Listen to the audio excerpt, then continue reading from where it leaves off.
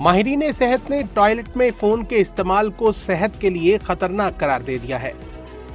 माहिरीन के मुताबिक जब हम टॉयलेट सीट को हाथ लगाने के बाद मोबाइल फोन को इस्तेमाल करते हैं तो बहुत से जरासीम मोबाइल फोन पर आ जाते हैं, जिसका हमें इल्म भी नहीं होता। जरासीम मोबाइल फोन की स्क्रीन पर 28 दिन तक जिंदा रहते हैं, जिससे पता चला है कि मोबाइल फोन पर टॉयलेट सीट से 10 गुना ज्यादा जरासीम होते हैं।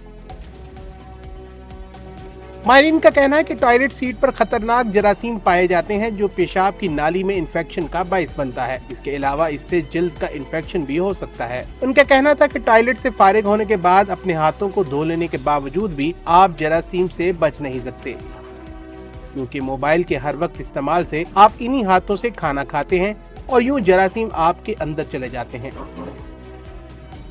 जिससे पेट के मसाइल मसलन फूड पॉइजनिंग, हैजा और पेट के इन्फेक्शन जैसे मसाइल से दो चार होना पड़ सकता है।